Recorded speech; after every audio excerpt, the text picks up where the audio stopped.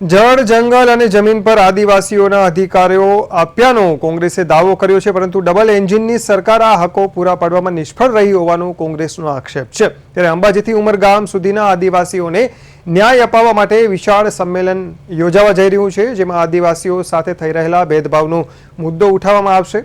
વિકાસ માટે ફાળવવામાં આવતા બજેટમાં ભ્રષ્ટાચાર થતો હોવાનો પણ આક્ષેપ કરવામાં આવ્યો છે।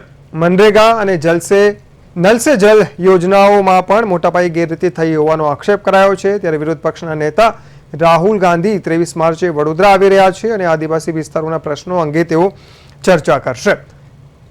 ઇન્ડિયા કોંગ્રેસ આદિવાસી વિભાગના અધ્યક્ષ ડોક્ટર વિક્રાંત ભુરિયાએ જણાવ્યું કે ગુજરાતની ટ્રિપલ એન્જિન સરકાર હેઠળ આદિવાસીઓનું સૌથી વધુ શોષણ થઈ રહ્યું છે। એસઓયુ માટે આદિવાસીઓને આપવામાં આવેલા વચનો પણ પૂરા કરવામાં નથી આવ્યા તેવું તેમણે કહ્યું। આ સંમેલન આદિવાસી અધિકાર સંવિધાન સંમેલન તરીકે યોજાઈ રહ્યું છે। સમગ્ર ગુજરાતમાં અંબાજીથી ઉમરગામ સુધી આદિવાસી સમાજના લોકો વસવાટ કરે છે અને સદીઓથી જળ જંગલ જમીનનું જતન પણ કર્યું છે, રક્ષણ પણ કર્યું છે, સિંચન પણ કર્યું છે। બંધારણે એને ખાસ અધિકારો પણ આપ્યા છે અનુસૂચિ 5 મુજબ, પૈસા એક્ટ મુજબ।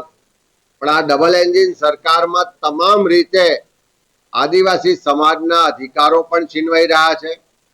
વિકાસના નામે એમની જમીનો છીનવવામાં આવે છે, વિકાસના નામે એના ઘરો પર બુલડોઝર ફેરવવામાં આવે છે। આદિવાસી વિસ્તાર માટે જે બજેટ ફાળવવું જોઈએ એમાં પણ અન્યાય અને ભેદભાવનો ભોગ આદિવાસી સમાજ બની રહ્યો છે। શિક્ષણ હોય, આરોગ્ય હોય, ઇન્ફ્રાસ્ટ્રક્ચર હોય, બધા જ ક્ષેત્રની જે સેવાઓ મળવી જોઈએ, જે સુવિધાઓ મળવી જોઈએ એમાં પણ આદિવાસી વિસ્તારના લોકો સાથે ભેદભાવ થઈ રહ્યો છે। આદિવાસી વિસ્તારમાં મનરેગા હોય, નલ સે જલ હોય, બધી જ રીતે વ્યાપક ભ્રષ્ટાચાર થઈ રહ્યો છે। જંગલ જમીનનો અધિકારનો કાયદો 2006માં લાવવામાં આવ્યો। આજે 20 વર્ષ પછી પણ 50% દાવાઓ નામંજૂર કરવામાં આવે છે, પેન્ડિંગ છે।